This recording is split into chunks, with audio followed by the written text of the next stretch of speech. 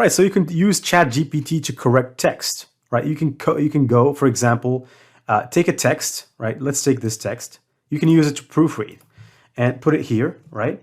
And maybe put some mistakes in here, add some mistakes that you know ChatGPT can actually be able to correct.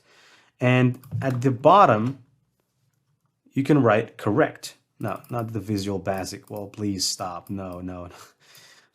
It actually took the wrong instruction there.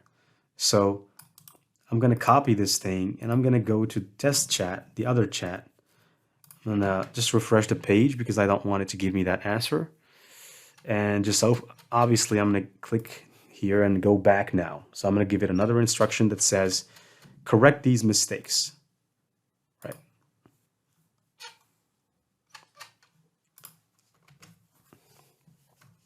Right, it says regenerate response. I don't want you to regenerate response, but I'm pretty sure I have to do it now. Right, so I'm going to say, please correct the grammar mistakes in this text. All right.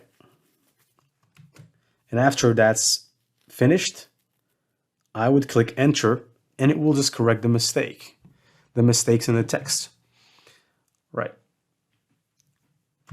Okay, so I'm going to hit go. All right, text boxes for weight.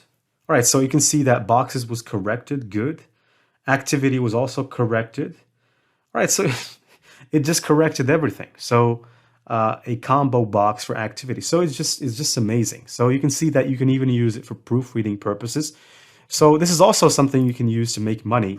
On Fiverr, there are proofreaders out there. Proofreading. You can create a proofreading gig and you can start making money as a proofreader. Somebody might give you their book. You can take that book, you can turn it into a PDF, take the text, copy it on ChatGPT, and ask it, please correct the mistakes for me. And it will correct the mistakes for you, and you can make money from it. Now, another thing that you can make money from before we wrap up and move to the last part of the course, which is how you can use ChatGPT not ChatGPT, but how you can use the other design tool that we spoke about, or the other AI tool that we spoke about. I'm going to show you how you can use it for web design purposes. But in the next lecture, I'm going to show you how you can use ChatGPT to do translation.